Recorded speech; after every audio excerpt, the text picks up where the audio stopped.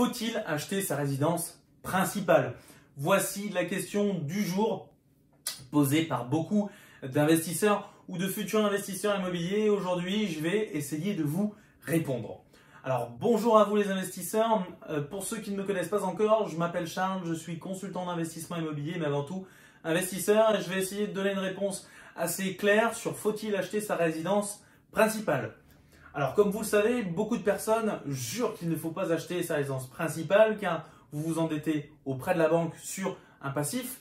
Donc, un passif, c'est quelque chose qui vous fait perdre de l'argent. Lorsque vous achetez votre résidence principale, celle-ci ne vous fait pas gagner d'argent. Vous payez vos taxes, donc taxes d'habitation, taxes foncières, les réparations, etc. Mais au final, celle-ci ne vous rapporte pas de gain d'argent. Vous faites juste une capitalisation de votre argent, vous amortissez un crédit.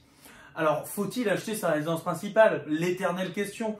Personne n'arrive à y répondre. Aujourd'hui, je vais vous donner mon point de vue. Ce qu'il faut en priorité, c'est que vous trouviez une bonne affaire. Que ça soit en résidence principale ou en résidence secondaire pour un investissement, il faut que vous trouviez une bonne affaire. Si demain, vous décidiez d'acheter votre résidence principale, si celle-ci est une bonne affaire, je vais vous dire, achetez-la tout de suite. Pourquoi? Parce que acheter sa résidence principale, c'est avoir l'opportunité, le jour de la revente, de ne pas être imposé sur la plus-value. Si vous faites une bonne affaire lorsque vous achetez votre résidence principale et que vous pouvez faire une plus-value, par exemple, de 50 000 ou 100 000 euros, ces 100 000 euros ne seront pas imposés.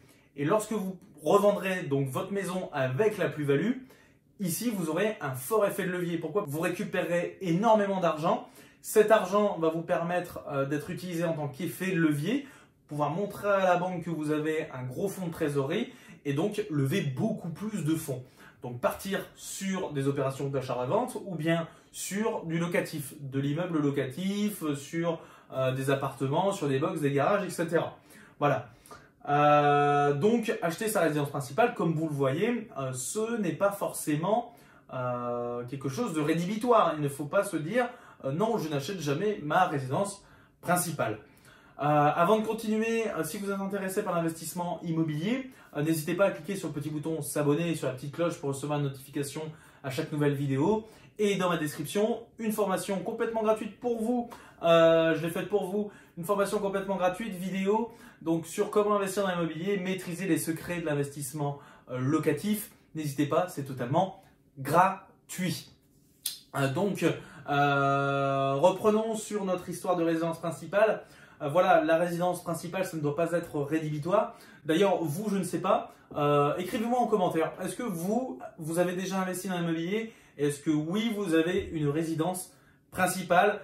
Est-ce que cela vous bloque ou non?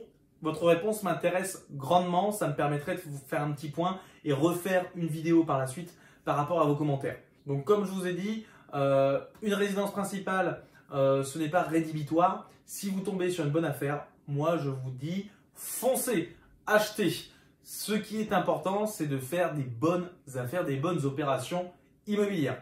J'espère que cette vidéo vous a plu. On se retrouve dans une prochaine vidéo et je vous dis à bientôt.